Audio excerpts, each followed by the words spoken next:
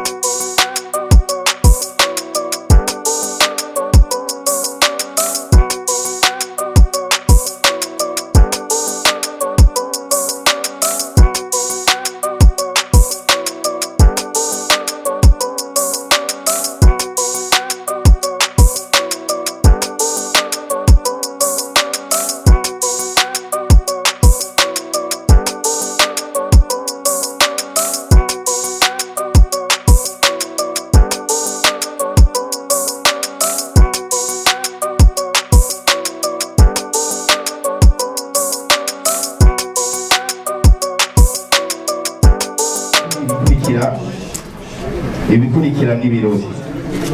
Ushaka kumenya rwose ibijyanye n'urubanza rw'uno munsi mufata umwanya mu kumviriza iyi introduction.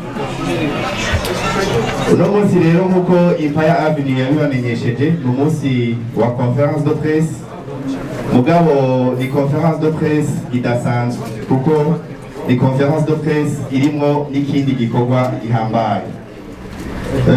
Mwarabonye yuko ku matangazo n'ama-invitation yagerageje gusohora kuva ku munsi w'ejo na hirya y'ejo, mwabonye yuko ari Empire Avenue yari yabahamagaje kuri uno munsi kandi mukayitaba. Ariko igihe mushikiye ngaha mwahasanze n'undi muntu mutari mwiteze ari we Crown Royal. Muti rero ibyo bagira babashikirize canke ibigira bihabere ngaha ni biki?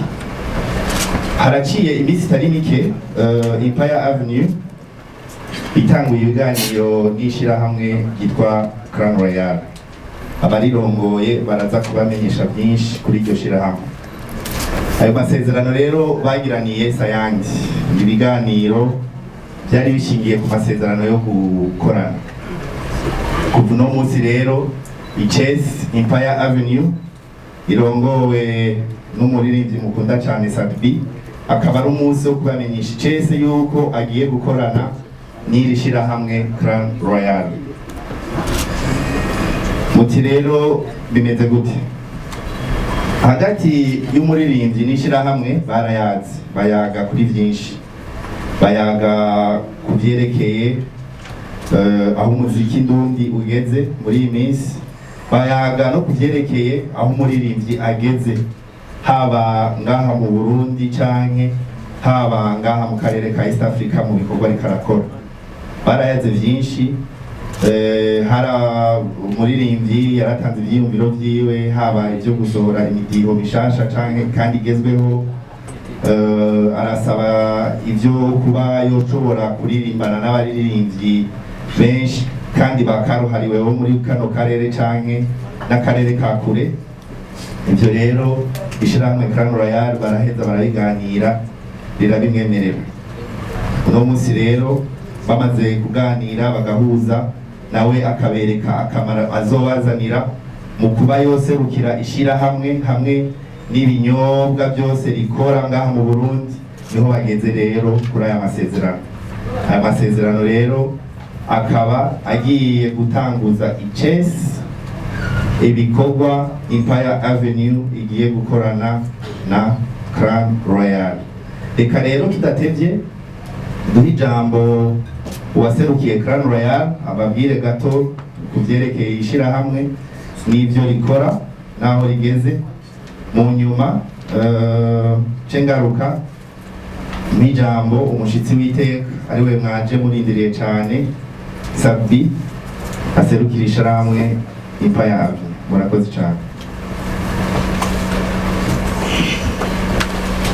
Murakoze. Tugira amahoro. Nitwa Gasani Alice.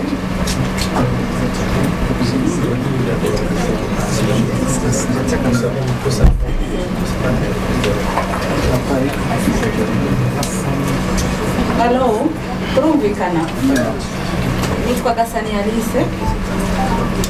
Ndi umuyobozi mukuru wungirije w'uruganda Crown Royal.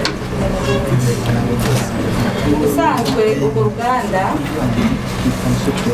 ni uruganda rw'umuntu wigenga umuzatunga umwe witwa Niyibizi Ismaili Apolinari, benshi muramuzi.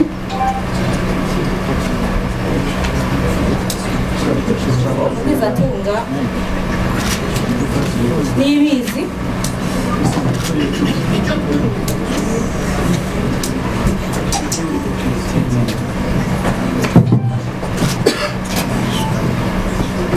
umugwizatunga Niyibizi Ismaili Apolinari niwe nyine imitahe yose ya Crown Royal. Gituma rero navuze ngo umuyobozi mukuru wungirije muri ubu gituma umuyobozi mukuru w'urwo ruganda mu izina rye Niyibizi Ismaili Apolinari, akaba ari nawe nyine imitahe nkawe basangiye umutahe w'urwo ruganda. Uruganda Crown Royal ni uruganda rubarizwa rugaragara ibikorwa byarwo bimaze kugaragara mu gihugu hose, ariko icyicaro gikuru kiri Muyinga mu ntara ya Muyinga. Hama urwo ruganda rumaze ururabo imyaka 3 rwatanguye muci ryo muri 2000 imyiteguro yarwo 2018 rutangura gushyira mu bikorwa ibyo bintu muri 2019. Rero rurakora icyese uruganda rwitunganije neza.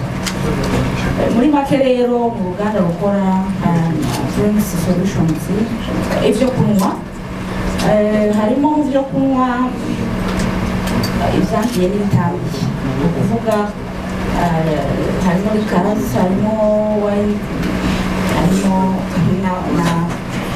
na juice nk'uko mubibona hano biri dekorera amaso arabaha kugira ngo byinshi mwabandanya. Mbanje nkasubiza ijambo nyakubahwa Mafi. Murakoze.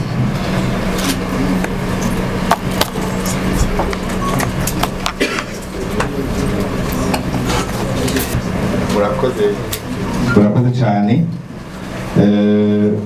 Arahejeje kubabwira kubyerekeye uruganda Crown Royal, yababwiye ko ari uruganda rukorera mu ntara ya Muyinga. Rukaba rukora ibinyobwa bitandukanye nk'uko mwabibonye. Muri ibyo binyobwa hariho imivinyu, hariho amawisiki, hariho eka mbere n'amaju. Kandi gushikita twabamenyesha yuko atantara n'imwe igize Burundi utosangamwo ibinyobwa bya Crown Royal. Nta komine n'imwe igize Burundi wosaba ikinyobwa cya Crown ngo ukibure. Hariho na ca kinyobwa karuhariwe abanyagisagara bakunda arico Burundi Waragi. Burundi Waragi bisanzwe benshi bashobora kuba batari bazi ko gikorwa na Crown Royal, ariko ikinyobwa gikorwa na Crown Royal. Nibaza ko mu bibazo abajournaliste baza kugenda babaza muraza kuronka inyishu yavyo, kuko umuyobozi mukuru yungirije yajazananye n'abatekinisiye biwe kubyishira hamwe, muraza kumenya byinshi.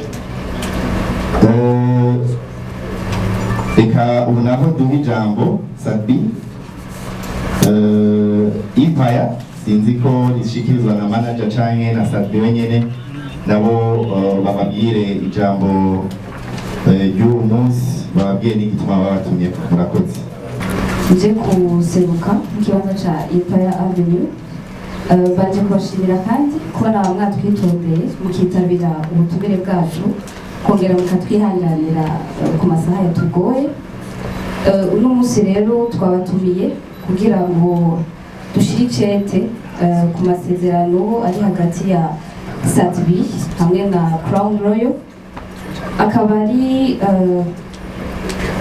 collaboration ugukorana kuzoba guhagaze ku gutezanya imbere hagati y'abo bantu babiri, reka mvuge Sadbi hamwe na Crown Royal. Aha tuvuga yuko Sadbi aho azoba ari hose ashobora kuzoba aserukira ibinyobwa canke imitobe imivinyo ya Crown Royal, n'ahari Crown Royal hose hakaboneka umuririmbyi Sadbi. Ico akaba ari ikintu kinini cyane rwose twari twashimye kuryoherwana na mwebwe. Ubwo murakoze cyane.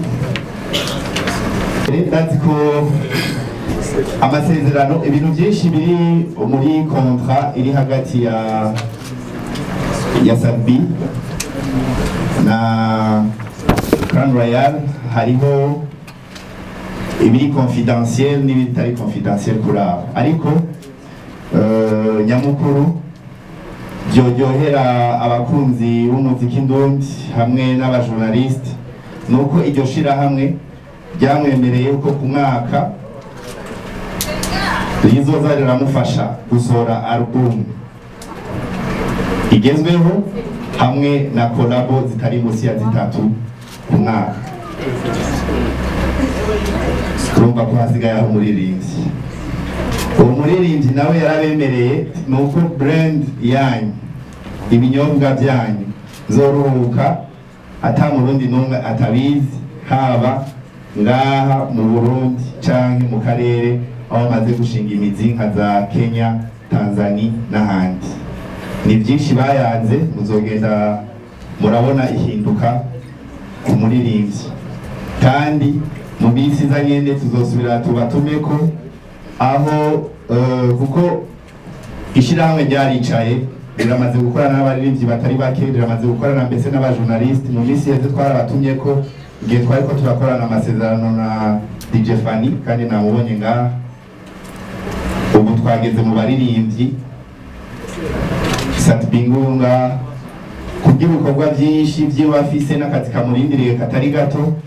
Iryo shirahamwe ryaramwemereye kumugurira imodoka shasha agiye kuronswa cyane. Mu birori byo kugimushikiriza tuzosubira tubatumeko, mushobore muze kudushigikira kuno munsi. Rero nagira nsabe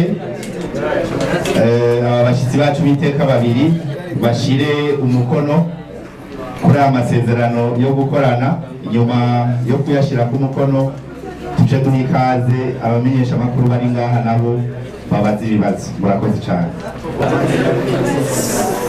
Twizeye byinshi mu masezerano twagiranye, tuyasomera ngaha ariko turayaziranyeho. Twizeye neza ko ibyo kunywa biri aha n'ibindi bifite mu migambi, kuko navuga ko mu ruganda rwishinzwe gukora ibyo kunywa uba ntituraheza. Rero n'ibindi mu kiringo cy'imyaka dufitaniye, kandi twizera ko tuzoshima tukabirongeraho ibindi zo guma dukorana neza. Twizere ko rero tutazohesha nawe kandi ko tuzoshima ikivi. Turabisibe rero amazine ibyo wiyemeje kuzashyira mu ngiro, hanyuma arajya mu bwire.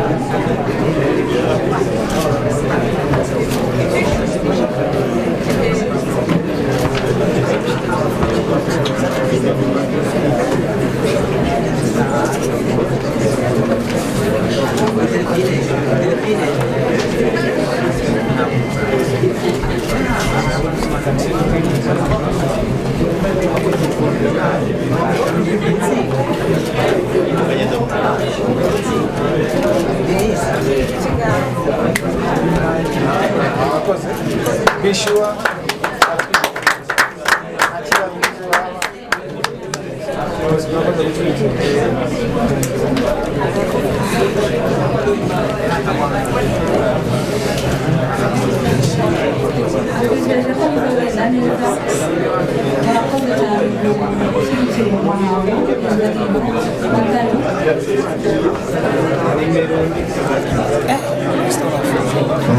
reka duhe ikaze Ranzi Promota, umutananirwa, muganga, interne n'ayandi menshi cyane rwose nawe n'abakunzi badukurikirana n'abakunzi b'umuziki.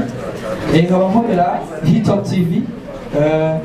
Ikibazo cyo cya mbere ndi buvuge ikibazo reke kwanza mbashimire kwanza Crown Royal yashoboye kwizera umuririmbyi Satbi umuririmbyi dufise mu gihugu akora neza ndetse muri no minsi asigaye akina n'andi kazina bita ngo ni Milgang. Nyuma y'aho kwinjira umuriro w'amaviews kuri YouTube. Ikibazo cyo cya mbere mugitangura mwatubwire yuko mugiye gufasha Satbi ibikorwa byinshi bitandukanye, ariko ndashaka kubaza mbega Crown Royal yaje nka management yinjira muri Empire cyane kubera ko mwatubwiye neze ko mwamwemereye ndetse mwanavuganye yuko mugiye kumukorera amakolabo ari international ngo twashoboye kumenya mwashoboye kubivuga. Mbega ni management Satbi yo baronse shashinje muri indi management yiwe cyane? Ikibazo cya mbere nico. Ikibazo cya kabiri mwatubwiye neza yuko Satbi Saturama Bafle yuko agiye kuronsa umuduga atari banga mark y'umuduga bari yihe mugihe ko Satbi muri nzakomeye dufise mu gihugu adabikubwira muri TI cyane za gushira izindi nyinshi, mbega mark yo bari yihe? Ikibazo cya gatatu nagomba kubaza Satbi muri nzakomeye nkuko mwamwizeye birashobora kugeza kure ico kunywa cyanyu. Satbi asanzwe afise abandi baririmbyi basanzwe ari kumwe nabo, mwashoboye kutubwira ko mwamushoboye gusinya amasezerano na Empire Avenue yose, mbega ba Beltro nabo tuzobamenya cyangwa mwasinya na Satbi wenyene? Ikibazo cya kane kuri Satbi ikibazo cya kane kuri Satbi. Satbi n'umuririmbyi akomeye dufise mu gihugu banayenda bivuga babifitiye icemezo. Mbega Satbi kugira yemere gusinya kontra na Crown Royal yoba yihweje iki mu gihe tuzi neza ko Satbi ari umuririmbyi amaze gusinya amakontra menshi n'abandi mashirahamwe atandukanye? Ikibazo cya gatatu aricyo cya nyuma kuri Satbi nyene kubera ko Satbi n'umuririmbyi akomeye dufise mu gihugu. Satbi tumufata mu baririmbyi batanu ba mbere bakora neza mu gihugu cy'u Burundi. Mbega kubera iki mutegetse mutubwira amafaranga Satbi yoba yasinye muri Crown Royal mu gihe tuzi neza ko Satbi ibintu byo gushira private igiciro cy'amafaranga yoba yasinye par exemple nka contract kanaka basinishira hamwe mu gihe bitamurekurira kubera ko muri rinzi akomeye? Tuvukeneye kumenya ati mba Satbi basinye miliyoni 50 abandi baririmbyi bari hasi nabo babonye akarorero, ariko ntigeze mutubwira amafaranga Satbi yashoboye gusinyira. Murakoze. Imbere yuko usubira gutanga mikoro y'ikibazo, ibibazo ntibiza kurenga bibiri ku mujournaliste kubera ko amasaha araturega. Kimwe cyo kuri kote ya Satbi cyangwa Crown, ufise bibiri bya Satbi okay, ufise bibiri bya Crown okay, mbwa ntibirenge bibiri. Merci beaucoup. Jani Transcend Ngabire Jibere Magazine. Ikibazo ca mbere cyane kuba ikibabajije mugabo meremo muri agatonya. Turamenyereye kenshi iyo havyutse ikibazo mu makontra nkaya niho hasohoka ivyari binyegeje. I mean ivyari mu makontra. Ukuvuga ca mbere mbaza ni mutubwire muri ico gihe muzokorana mbese sabi amahera azoganyamo anganiki. Hanyuma ikindi ca kabiri naco ifatanya n'ico mbese Satbi nawe nike cyo tuma bazeziriya kontra nakuvuga nibe Satbi asabwa nibihe kandi Crown Royal nayo isabwa.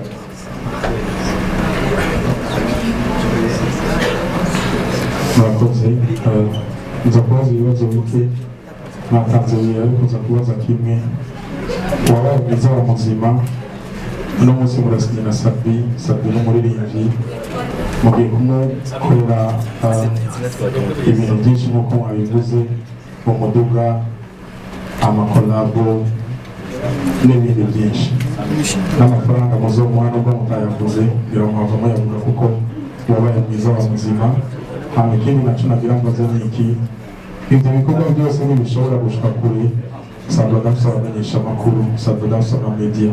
Crown Royal igiye gukorana gute n'amamedia kugira ngo ibikorwa Sadbi azobakoze ari muri Crown Royal bishike kumbure kure cyane. Icyo nico kibazo nazira ko mwaca munakinyishura kugira ngo tumenye yuko kuba mwasubiza amahera muri Sadbi natwe amamedia tuzotora ko yuko murakoze.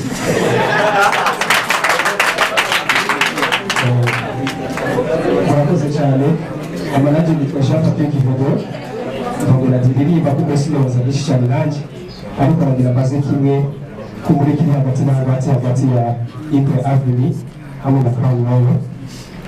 Bavuze ko muzokora album mu gihe tuzi neza ko Sadbi afise studio yibisanzwe iproducer amaudio n'amavideo. Nashaka kumenya mbega mwishira hamwe iyo album muzokorera muri studio kwa Sadbi cyane Sadbi muzogusohora muri studio ikomeye iyo hanze mu kindi gihugu tutamenye kuko ngaha mu Burundi. Murakoze. Bibaye byinshi birangora kwishura nishure kimwe. Murakoze nitwa Irambura Alenova. Se akabazo kamwe cyane tubiri akambere negatumbereje muri Crown Royal nagomba kubaza nti mbega no munsi ko mbona turamutse twakira kino gikorwa cyo kwakira Satbi mu bikorwa byanyu n'ikibazo cyane nkagitumbeza nti nibiki mwagomwe Satbi kuruta kumbure abandi baririmbyi 1100 bari mu Burundi. Mbega hari abandi mwari mwagerageje kuvugana nabo baba barabangiye cyane hari abandi bari inyuma kuri Satbi nibiki ugiye gufasha Crown Royal gushikako uzobishikako gute bazopima gute kuguha rugezo ko wabishitseko utabishitseko inkugize niza nakoze kubera nawe filime reka maziki igice kiza muri kano kanya nitwa abasanzwe nkora kuri Buja FM. Ikibazo kica kiza Crown Royal ni binyobwa sivyo. Sadbi aramaze kuba brand ambassador wa Prix Musique akatari kake hameje gusubira kandi kumwizera muri Prix Musique abe brand ambassador. Crown Royal ko ari kinyobwa muri contrat kuri ko Sadbi agenda gukora iyo cyane murakoze kuko mwese mukora cyo kimwe.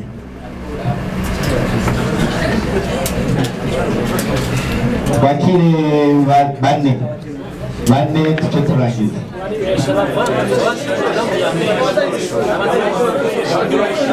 Cyane tubanze twishure seri y'ibibazo bya mbere hama tuce tubandanye.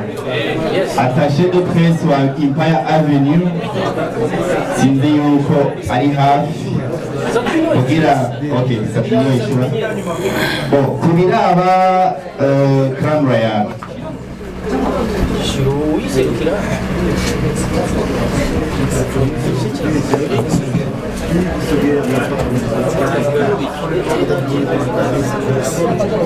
Tamtama yari president wa Republika ikarabivuga haciye hose umuvuga ati muzee uba management ni manager nigihe umuntu muri iyo minsi nyene akubereye manager gusponsoriza agize iki. Twebwe nta serire dufise yo kumanaginga umusani muga turashobora kumusponsoriza. Donc on devient directement le management kuko uburyo buvi wacu. Mugabo Empire Avenue usanzwe ufise uko yubatse kudahinduka. Crown Royal itaza kwinjiramwo wisambure canke irondere kumenya. Ico rero nuko nocishura. Ikibazo cya kabiri yabajije ati katabanga ririmo marke y'imodoka muzomuha ni sinze mbone TI sinze mbone VT nkuko yabagiriye ibanga kuri afishe yiwe no munsi ndazi katari benshi bari biteze kubona Crown Royal nga n'iryo banga ni ryiza kandi bizoba riryoshe ukunyene byabaryoheye bizobaryohera gusumba kuri uwo munsi wo kumushikiriza iyo modoka. Amaviti n'amatiya yaruzuye tuba twamaze kuzimushikiriza mugabo uko kubera agaseke gatekeye neza nico gituma twakitondeye kugira umuririmbyi wanyu mukunda ntitumumara amazi.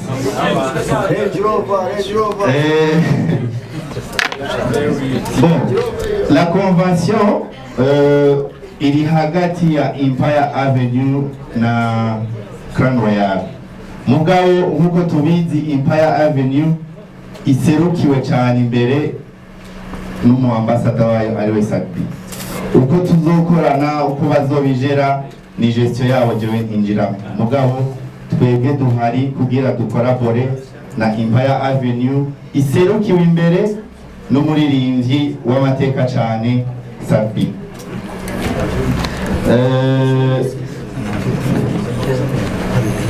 Nababwiye yuko mu masezerano dufitaniye na Empire Avenue haraho ayo twemerewa gwa kuvuga, harayashobora kuba divulgué mugabo n'ayandi nk'amaklause interne. No munsi sinoja nganda babwire ngo urumva Sabi ngo nzoza ndamugurira ngo ipere y'impuzu zikatuvuga ku mwaka uzoza ndamufotoza kabiri mu kwezi. Utwo n'utuntu tw'ududetail atari utwo gushira habona. Mugabo nyamukuru nkuko nabibabwiye nuko buri mwaka ntera nishura no kikibazo babajije ibikorwa bageze ko ndazi ko mubishima, ariko twarabasabwe twebwe badukorere budget ku buryo ibikorwa bageze ko biduga, bisaba yuko indirimbo runaka idakorerwa muri Empire Avenue igasaba ko ikorerwa muri Wasafi Bantu Ball cyane hehe. Itwo twebwe nta kibazo biduteye, twebwe nta exigence ya studio nta exigence y'iki. Mugabo icyo twasabye nuko wahandageze hashimishije duhera hajya kugira tuduze ibikorwa byiwe ageze, kandi twasanze nawe ari umuntu abyumva ariyo logique. Nico gituma tugeze kuri uwo munsi wo gusinya amasezerano. Ngaruka rero nishura ku bantu bagumye bumva bafise kontra yacu nishimikiye ku mafaranga ngo ndaguhaye miliyoni 100 ngo akiragenda amajana 2. Oya, ishigikiye ku bikorwa tugiye gukora, haba ku bikorwa agiye kudukorera haba natwe ku bikorwa tugiye kumukorera. Nayo mafaranga arimo mugana babwiye ni techniquement hariho ibibazo mudashobora kumenyera kandi nababwiye ko ari igikorwa twayaze igihe kirekire. Nizera yuko mu myaka 5 nababwiye ko tugiye gukorana imyaka 5. Nizera ko mu myaka 5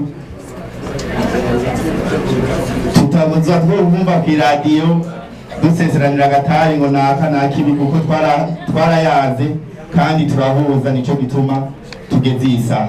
Mwabajije ikindi kibazo muti kubera iki mwacaguye Sabi. Uwa mbere yabajije ikibazo yavuze ati ku bwanje no ku bandi benshi mu muririmbyi ashoboye mu bandi bari muba titurashobora no kumatwa muhamagara mu baririmbyi 5.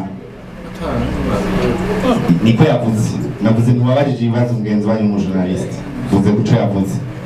Natwe rero Sabi twaramugendereje turamwihweza dusanga n'umuririmbyi yogira icatumariye, turanayaga turahuza kuko umuntu urashobora no kumukunda umubona kure mugabo umuhamagaye ngo muganire ntimuhuze muri yago, ariko igihe twahura tukayaga twaciye ducika inshuti.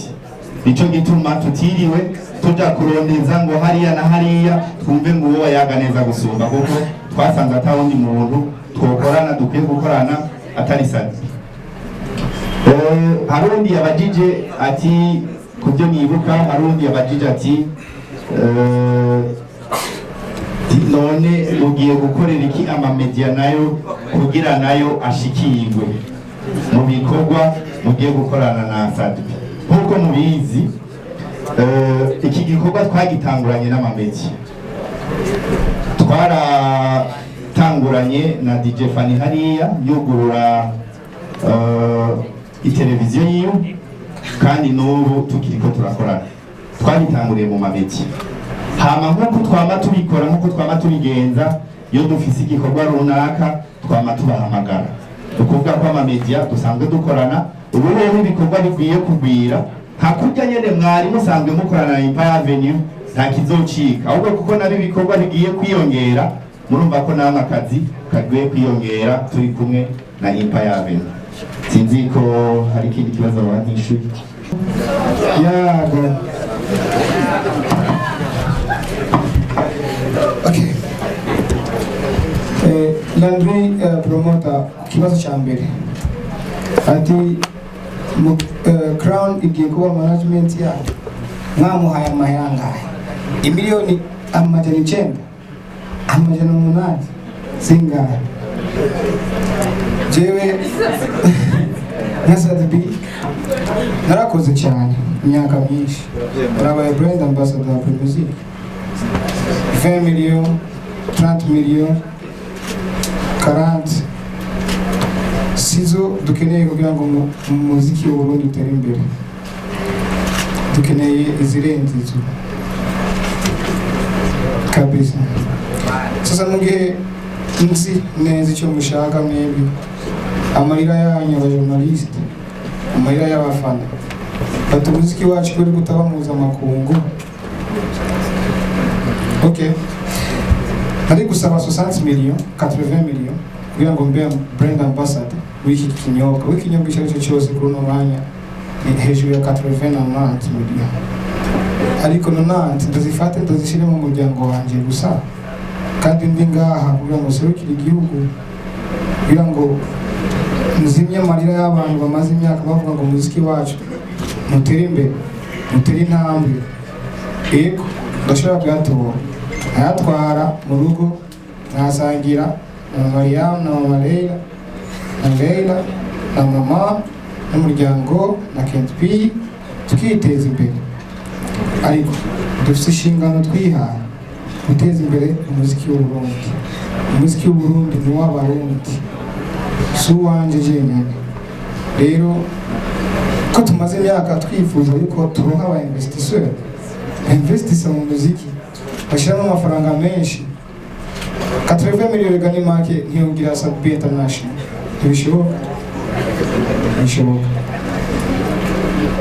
Aba investisseur ngabo baraje, ndaronsa amahirwe yo gushika imbere y'umu investor ati Sadbi ndakeneye ube brand ambassador, ushaka ngahe? Nanjye Sadbi ndishyuye ntuma amahera, teza imbere ibikorwa byanje kugira ngo amarira y'Abarundi tuyafute. Je naho nzova nkenye, je ndatunze n'ijya modoka yanje irakaze, nuko meze neza, ndarya, nkabyuka, nkaryama n'ibindi. Of course. Yeah. Rero ndavuga nti reka tuvugire abandi dukore igikorwa cyo kuinvestisa mu muziki w'Uburundi, kuko nduze valeur, Amiprozo duka valeur, Biggie aduge valeur, n'abandi tuduge valeur, tuduze agaciro k'umuziki w'Uburundi, kandi ndizera yuko bizokunda. Iki gikorwa ntagishize mu maboko yanje ku nyungu zanje na management na family yanje, ahubwo nagishize ku nyungu z'umuziki w'Uburundi muri rusange. Ni ukuvuga yuko no musi dufise investisseur ashaka kuduhuza collabo na Diamond, ashaka kuduhuza collabo na Chris Brown, why not? ashobora kuduhuza n'abaririmbyi benshi ba East Africa. Sicyo mukeneye none, icyo dukeneye bon, why not? Yarabaye ariko reka mbe honest, muri iki gihe Fizo ntakeneye Sadbi, nanjye ntabwo nkeneye Fizo. Dukeneye abandi hariya batuzanira fan base. Ibyo tuzobigira ka ubugenzi kugira ngo tubashyire hamwe ibyo mu myiyumvire ibindi bitanu bafite amaro. Ibyo kuno mwanya dukeneye kuba plus ibyo mwokimenya. Rero bibe nkako mudushyigikire muri iki gikorwa. Turiko za miliyoni 80 nashize kuziga jenyine, nashize ko duteze imbere umuziki w'Uburundi muri rusange. Ego ikindi kibazo nikihe mwambagije Sadbi, sindabyibuka byabaye byinshi, ariko ndakuranga ati byaba byinshi birangora kwishura. Ndabishije byose muri rusange.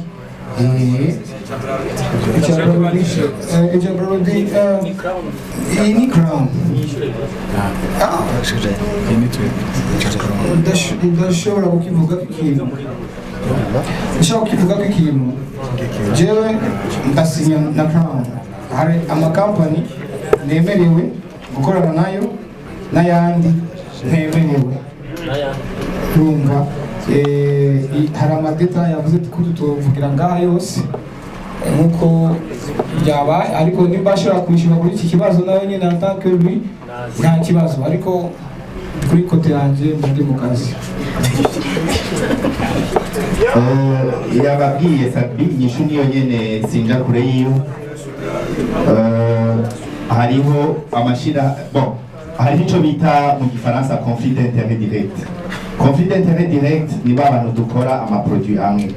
Urumva ntiyongerera publicité, umuntu akora umuvinyu acaja kugirira publicité nanje. Urumva bica bicangana n'umuntu amubonye aramuyoberwa aho yamubonye.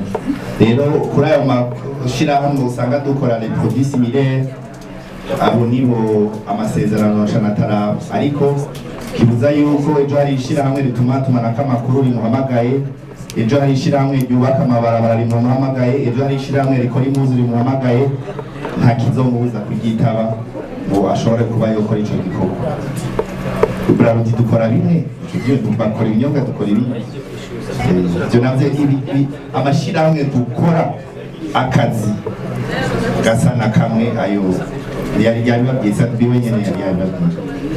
Unyemerere duhere kuri aha twari twakatikirije iyo bantu batarenga batanu, kubera ko twababwiye ko tuzi Muyinga kandi dutegereza ko hari Muyinga ejo dufite defile, urumva n'amasaha agiye. Ego murakoze, ukavuza bisi umwana mutoya akorera Iratiro magazine. Nahise ikibazo kimwe byari bimbuye umwacishwe apre, mwavuze yuko mbwirukana imyaka 5, mukavuga yuko ngo kumwaka wa album tugiye nk'abantu bakurikirana iby'umuziki w'u Burundi, twumve ko mu myaka 5 tugiye kubona album atamenyere ngaho mu Burundi. Nakoze cyane. Bakoze twitwara kuva muri Iratiro magazine. Mwavuze ibijyanye no gukorana, yego mesije yavuze ati si inyungu ziwaje gusa, si inyungu za Mama Leila, si inyungu za Mama Karume cyangwa inyungu za KTB na impa yavuye gusa, ahubwo dukorere ineza y'umuziki waba ari munsi. Ntitugume twishigikira tuvuge ngo ni bon muri umuduga wanje wakaze. Bien sûr Sadbi n'umwe mu baririmbyi batanguye kera generation ya Diamond, mugabo ni bamwe mu baririmbyi bageze kure kandi cyane, uno munsi nubwo twokwiruka bigoye gufata, ariko turakeneye gushika ku rugero kuko n'ibindi bihugu duhanye urubibe twari dukuriye mu muziki bariko barashika kure, ndavuga mu Rwanda. Mbega Sadbi hari bimwe mu bikorwa wari usanzwe ufise, ego meje last time dukora ikiganiro aravuze ati ino nyubako yuzuye ibikorwa byinshi, hari amwe makora barikana n'ugwanurwa, amwe hari ibyemezo bihari. Mbega ko y'amakora boss ashobora gukora bikazokumvikana mu myaka 2 cyangwa mu myaka 3 twari bagiye kwibaho, uno munsi tugiye kubisezerera kuko please tumara imyaka 2 nimba no munsi ikora bwa benefits icyo yamaze, hama tukadusura ko nindi ikora ko mu myaka 3 no kuvuga turiko dukora dusubira inyuma, dukeneye gufata abandi. Mbega Crown Royal igikorosha ibyo bintu Sadbi bwa buryo buriko buragorana kugira amashike kuri ama video international, bya bindi byo gukora kugira ngo asubire gushika kwa Sasha cyangwa harenge ije kubyorosha mbega ije kubyorosha tugiye kuza turabona ibikorwa ryari cyane ni muri ya myaka nyene itatu ikindi nagomba kubaza ni nkuko bavuze ati uno munsi turakunda kubona amasezerano cyangwa abarinzi bariko barasinya amasezerano tumenye ivyo bayanze ariko bimwe biri hejuru turabimenya ariko ibiri indani n'ibiba bihujijwe umuririmbyi adashobora gukora cyangwa company idakora ntitubimenye sabi nivyo nkuko navyo bivuze yavuze ati urakunda gusinya n'amasezerano hariyo nayo mwigeze gusinya atari turetse yuko bidaherutse kuba biriko bigenda neza mbega uno munsi hagize agatirigana bitunganijwe gute tutosura kubona induru basura kuvuga ngo abaririmbyi n'abavayo bisubire kutwicira izina nka kera murakoze murakoze cyane nitwa Elmar mwarimu kuva kuri Ndaha TV ikibazo cya mbere nagiye nshikiriza kuri Crown ndazi neza muri business muri kumurakora ariko mwarapanga Imana ikapanga ibyayo eske nimba mwapanze imyaka 5 mwe na Sabi hama business ko muyifuza ntizogenda uko mushaka muzovuga ati imyaka 5 tuyihagarikire ngahanya dukora ivyo wacu hama bane ubuzima bwo washa izogenda gute muzorinda ko iyo myaka 5 ihere ikindi cya kabiri bisa nuko Alan yagishitse ko acerekeza kuri Sabi ntabwo yati wakoranye na benshi bamwe baraguhemukiye abandi barashyize ibyo bashaka n'ibyashika umwaka kuko umuntu arakoresha umwaka wa mbere akaguha ivyo bashaka wa kabiri wa gatatu akatabara ubwo atirindira ntibimeze neza nihagira ico gihe Sabi aremerewe neza amasezerano bahawe aremerewe yuko avuga ati contract yice kuko muramereza ivyo nifuza murakoze cyane Bandari Province kuva muri DFTV nashaka kubaza ikibazo cya mbere mwaraduhamagaye igihe mugira amasezerano na DJ Fan mbe DJ Fan mwamukiri kumwe uyu mwanya nk'umwe muri mwebwe canke hari Sabi wenyene ikibazo cya kabiri Sabi agiye gukora indirimbo nziza ku byerekeye social media kuri ya mateleviziyo tuzi ibihangange yo hejuru cyane mwebwe muzomushikanako canke azoguma yishikanako nkuko yarasatwa bikora murakoze babiri banyuma nitwa Kumbe Drama nk'abanserukiye kinyamakuru Alpha TV Burundi. Nimeweza kuuliza Sabi kwa sababu tuko East Africa jamani. Nimesikia kwa alizungumza Kumbe Drama. Nimesikia kwa alizungumza neno Wasafi. Sabi ni moja ndani ya wasanii ambao wanataka kuwa international. Sasa tukijiuliza hapa kwenye mikataba ambayo tumesikia kwa Juju, Sabi anazungumza kwamba anataka kuwa msanii ambaye atakuwa mfano. Ni kweli. Hivi ukisema kama unahitaji collab na msanii fulani, Davido, Diamond Platnumz kama tulivyotoa mfano. Mara ya kwanza alipoingia Burundi Diamond, tulitegemea kwamba tutasikia collab na wewe, ikapiga swata. Mara pili muziki tumeitegemea sana, ikapiga tena swata. Labda hii inaweza kuwa ni moja ndani ya bahati ambayo Sabi anategemea sana kwamba itamkumbanisha Diamond Platnumz. Tutegemee nini, aidha ni collab ngapi? Kwa sababu umetuita sisi kama waandishi wa habari tuweze kuyajua maisha ya Sabi upande wa muziki uko vipi, kama sio siri lakini sanzwe kubera kuri Radio Critique ndetse no kuri News TV. Sabi umwe mu baririmbyi nk'uko babivuze bandikishije amateka bakomakomeye na cyane cyane amategeko ashobora byinshi. Si bya mbere duhamagawe n'abanditsi n'abamenyesha amakuru nk'uko hari abandi babitangiye imbere baduhamagaye batubwira ko hari ibyiza byinshi bagiye gukorera abaririmbyi bo Burundi ngo sinigwa kudondagura ayo mashyirahamwe ayariyo. Kano kanya duhagaze nk'abanditsi n'abamenyesha amakuru twifuza mu cyemeza ko Sabi ibyo mwamusigo cyangwa mwamwemereye muzobishikako apana kutubwira gusa ngo bigiye gukoreka muzo tunye n'ibimenyetso kugira ngo tubone ko Sabi agiye gukomereza aho yabagejeje. Ikindi naco byaba bitubabaza kenshi nk'abagiye kumenyekanisha umuziki w'u Burundi iyo mufashe umuririmbyi yarageze ahandi hantu hanyuma aho kumutuza agaca amanuka bivuye ku masezerano. Sinzi amasezerano mwasinyaniye ariko nimba harimo amasezerano yuko adashobora guca ahagarika mu gihe mutariko muramukora ivyo yifuza muzaba muriko mwinshi umuziki mu Rwanda. Murakoze. Uno munsi canke ejo nababwiye yuko ubu ata ikinyobwa cacu ata komine n'imwe utogusangamo hano mu gihugu cyacu. Rero sijya shyirahamwe rivutse uno munsi kugira ngo ejo muce wumva ngo bugaye imiryango, nuko tutaronsa akanya gakwiye bari kubabwira n'ibigamba aho twifuza gushika. Uno munsi ni ishyirahamwe ritangwa ubuzi burenga 200-300, abakozi 400, abakozi 400, ikoresha abakozi 400. Ishyirahamwe rimaze kugera aho ryishikana. Rero rimaze kumva ko kuba ryokorana na Empire Avenue nuko ubwo buremere, kandi si we wenyene, n'ejo muzobona ibindi bishasha, namwe ba journaliste muzoshikira. Kubw'ibyo rero wiyumvira ubwoba ngo ejo ushobora kumva ngo aho twakorera ngo hari amagufuri, oya, ibyo ntibirimo. Ishyirahamwe rimaze kuvuka ubu, ahubwo riko rishaka kubyara ayandi mashyirahamwe, niho tugeze. Miriwe mishije mbona uno wabajije ikibazo wenyene niyakorera, kandi ndazi ko iyi video mu kuyisohora aza gushira akasigatire ya Crown Royal. Amasezerano ya Crown na DJ Fanny arahari, agenda neza. Ku masezerano dufitaniye turacafise umwaka wose wo gukorana na DJ Fanny. Nico gituma yanatwitavye n'umwete mwinshi. Urakoze. Hama ugereranyije kubaza ya mu journalist Edison. Bon, turamaze kumva natwe inkuru nk'abandi barundi bakunda umuziki, naka yashwanye na naka, umuririmbyi naka yashwanye na naka. Twebwe icyo twashize imbere n'akazi n'umwumvikano. Nk'ababenshi twaricaye nka equipe technique, turasesangura abaririmbyi, duteba turashika kuri Sabi twamuzanye muri Crown nk'umuntu tubona ashoboye kandi azotugeza aho twifuza gushika. Twebwe ku ruhande rwacu twicaye turi satisfied. No mu ntangamarara nayo babwiye ahacu turi tayari, agapira kari buginwe ya Sabi. Ibyo twemeye turazi uburemere bwabyo, haba uburemere bwa responsabilité n'uburemere bw'amafaranga. Ibyo nabyo Crown Royal nishira hamwe byiteguye kubimukorera.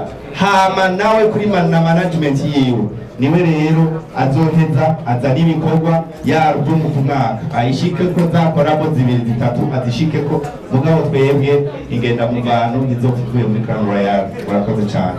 Ku bibazo bimwenga nawe arashobora gufata ijambo akabyishura tukaca twisoza. Urakoze. Alan wa Indundi kwishure ikibazo cyawe. Ego dusegura mu nyinshi zaryamye mu buryo bwo gusohoka muri kino gihe, imyaka iragenda, ntidufise za mizeni zo gusohora indirimbo ngo noja harya abasore ata strategy hari. Strategy ariyo yose ikeneye amafaranga, ariko muharure yuko kuva uno munsi vuye ngaha muharure ku mezi 3 collabo kandi mutazibonye muzoshya mubatse, kuko ni igikorwa iyaba management yanje, iyaba imizo dukorana nk'aba investisseur banje, ko nabemereye kuba brand ambassador, banyemera kuba investor. Twese turashaka ko umuziki w'Uburundi utera intambwe, ari nacyo gituma Boss Apollinaire yashimye gufata Sabi nk'akarero kugira ngo abashe no guteza imbere umuziki w'Uburundi muri rusange.